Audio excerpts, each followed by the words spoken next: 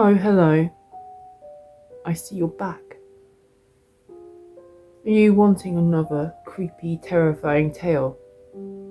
Well, today's story you should be buzzing about, because today's story is called The Bee Man.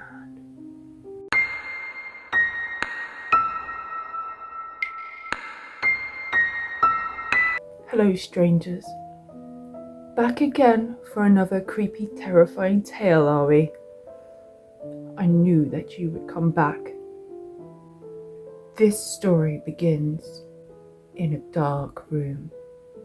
A man sits by himself with a book, but this is no normal book. This is a bee book, and next to that on the table is a very ragged scrapbook. The man is large, sitting at his dining room table. He's sitting in his dirty boxer pants, heavy breathing and sweating. The fan across the room rattles. Blinds are closed, with small stripes of light beaming across the room. He carefully turns the pages one by one. He spots something. His eyes widen. He licks the sweat from his top lip and rubs his hands together very slowly. It was a picture of a queen bee.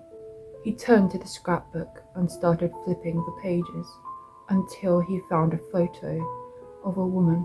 He stroked the crooked cut lines around the photo, pushed his glasses up his nose, and sweat drips down his face.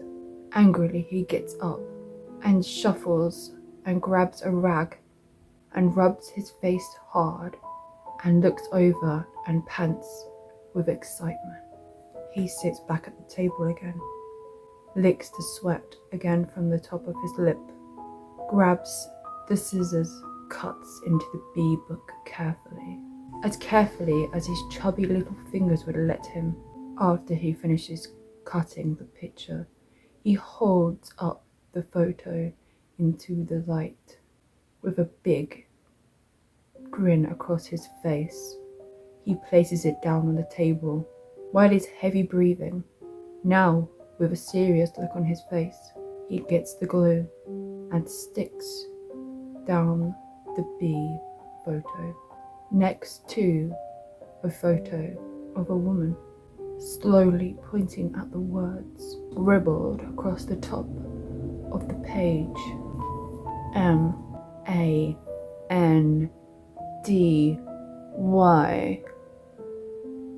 The letters spelt out the name Mandy. He starts scribbling at the scrapbook like he has a plan, then gets up and walks heavily footed towards his bedroom and moans and puffs and sweats. He walks out of his room in a bee suit. He shuffles over to a wall of silver.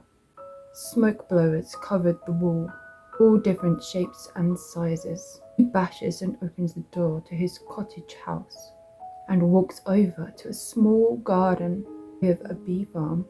He opens the side of a hive. He smiled a devilish smile.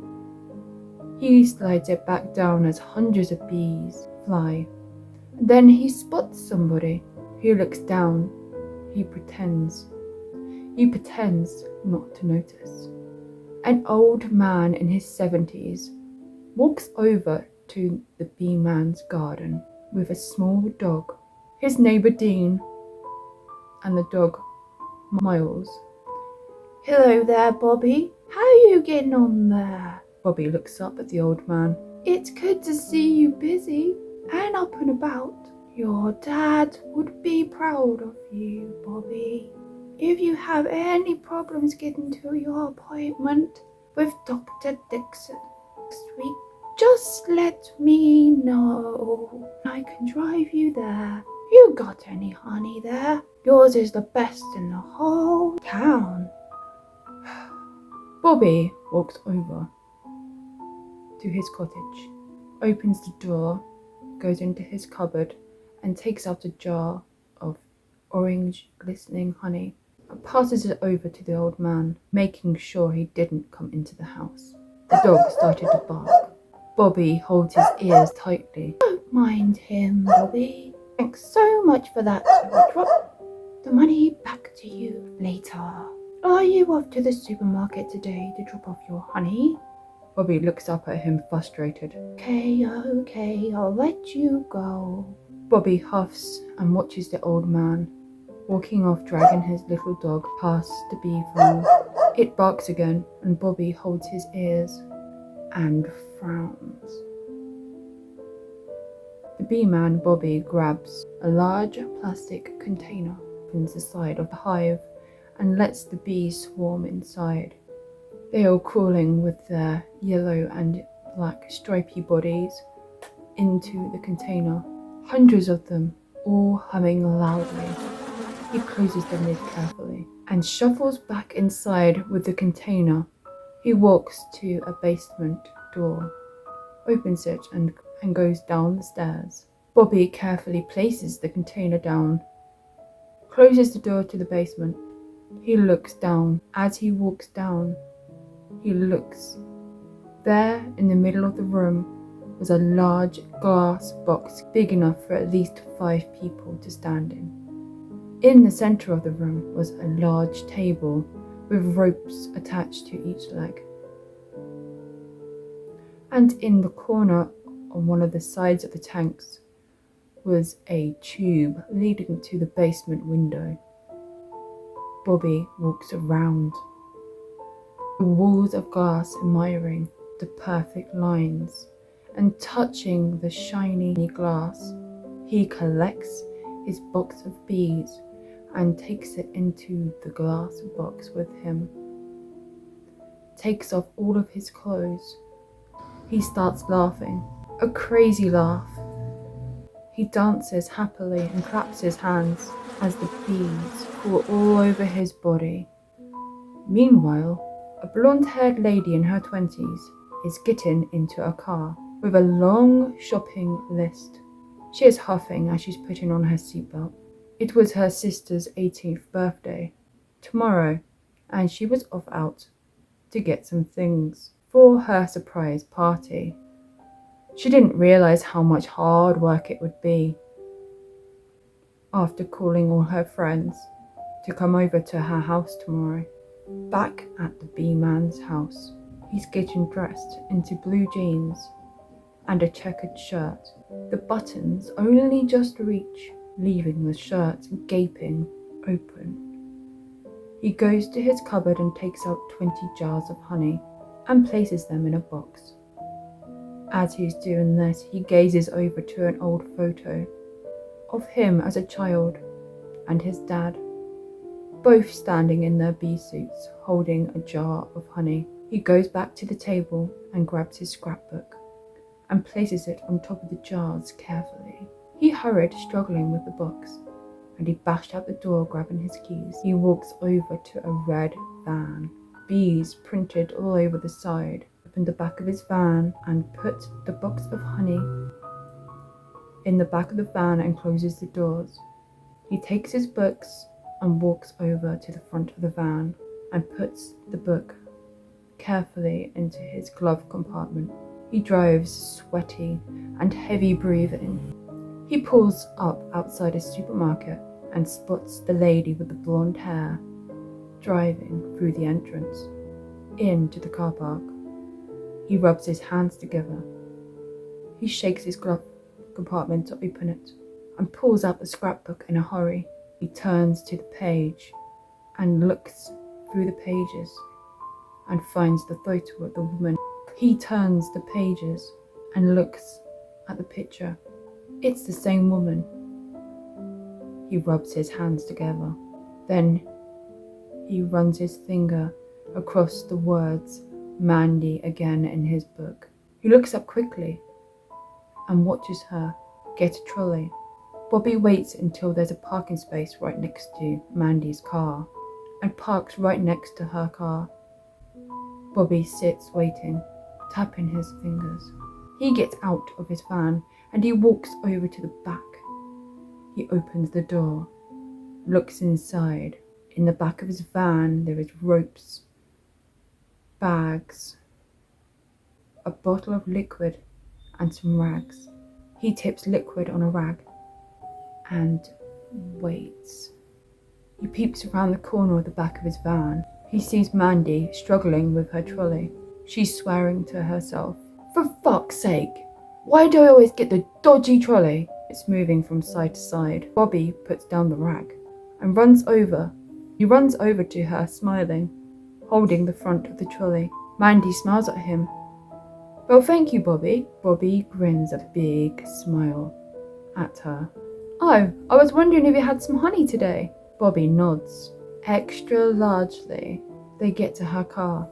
Bobby watches as she starts to pack the shopping into the back of her car. After she finishes, Bobby stands at the back of his van and wiggles his fat little finger, beckoning her to come over.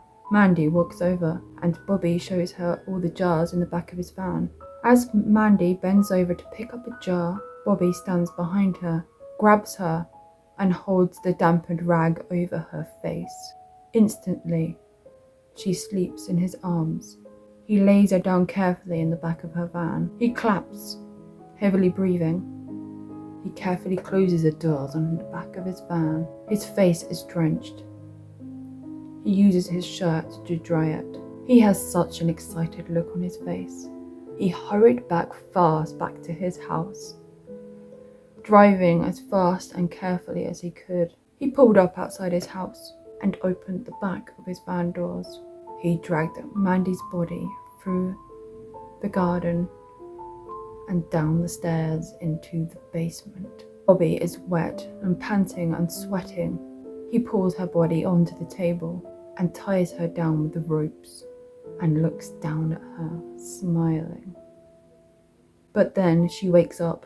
She begins to scream. Bobby steps back, holding his ears. He grabs another rag, pours on liquid, and holds it over Mandy's face once again. Bobby checked Mandy was tied down as hard as he could tie her down.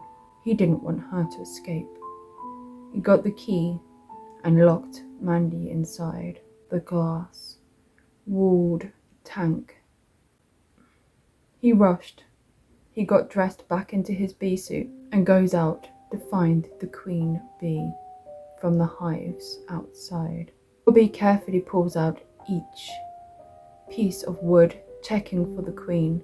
He finds her and gently pushes her into a small, tiny net-like container.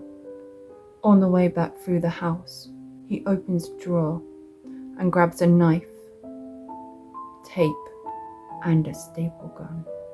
He walks back down into the basement, back down where Mandy was, back down to the glass tank. He opens the door and stands over the top of Mandy, once again smiling and stroking her hair. Mandy wakes up panicking, trying to move, wiggle, looking hopelessly around. "Bobby, where am I? Help me. I'm stuck, Bobby. Why am I here? What are you doing?" Bobby just kept stroking her hair. Bobby bends down and picks up the tape. Mandy still asking as many questions as she could. Bobby walks over to her head at the end of the table and starts to tape around her mouth. Mandy's eyes widens and she screams as he tapes more and more around her mouth. Bobby then bends over and picks up the knife and starts cutting off all Mandy's clothes, then stabs the knife straight through her stomach. He then turns to the bee, grabs the staple gun, and staples the bee onto Mandy's flesh. Bobby takes a step back and licks his lips. He strokes the queen container and then walks over and strokes Mandy's face. Mandy was screaming and moaning and crying, with tears running down her face. Bobby looks very proud of himself. Bobby then walks out, locks the door, and stands there watching as bees start entering the glass box, and bees start entering from the tunnel that connects to the outside world. Bobby starts jumping around. He's very excited. All the bees were coming and landing on Mandy. He strips down. He takes off his bee suit. So he's back in his pants again. He dances as the sweat pours off his face. Mandy saw the bees. She started panicking. With such fear in her eyes, she was kicking her arms and legs around as more and more bees entered the room. Bang, bang, bang! Bobby looks up angrily. He walks up, closing the door to the basement. He goes to the drawer and picks out a hammer. Dean, the old man, is there, and the dog. Miles. I'm here to drop off that money. I owe you from the honey. Dean was trying to peek inside. I think I heard screaming. Is everything all right here? I have been having a lot of trouble with my hearing aid. Dog starts barking. Bobby puts the hammer in his back pocket and puts his hands over his ears. The dog drags Dean inside, into the house. Oh, I'm ever so sorry, Bobby, Dean says as he knocks into Bobby on the way into the house. Dog drags him all the way to the basement door. The dog barks and barks. Bobby holds his ears even tighter. The old man opens the basement door and walks down. Bobby, what have you done? Bobby, what have you done? What have you done, Bobby? Bobby grabs the hammer from his back pocket. He looks over and he bashes the dog straight in the head. There was blood and brains stuck all over the hammer, while the blood puddled on the floor. Dean's mouth dropped open in shock, then bends over to his dog. Miles, no! No! Bobby, what have you done? Miles! Bobby lifted his hammer one more time, once again smashes it into the back of Dean's head. Bobby angrily opens the glass tank door and drags in the body of the old man and the dog. He sits the old man up against the glass wall and looks at him while blood continues to pump out of the hole in his skull. As Bobby is putting the dog in the room, Dean's body slides over, closing the glass door. Bobby feels all over his body, but he's just in his pants. Bobby looks over to see his keys on the floor, sticking out of his bee costume. Bobby pushes his face against the glass and had the face of fear, covered in blood, stuck inside the walls of death. 6 weeks later, the police are at the door. The door is open. They go inside and see dried blood and hear bees buzzing. The police walk down very slowly. They walk down slowly and they see a hive of human remains. Well, wouldn't that be a sight to see? Well, I hope you enjoyed that sting of a tale. I really hope you loved that story. Hopefully your night will be full of fun, nightmares and nosebleeds. Have the most terrible day and don't be a meanie now. Subscribe. I don't care whether you like this or not. You should subscribe. I have done this for you. And if not for that reason, just because I said so. So subscribe now. And I'll see you next time for another creepy, terrifying tale. Goodbye now. See you later. Goodbye.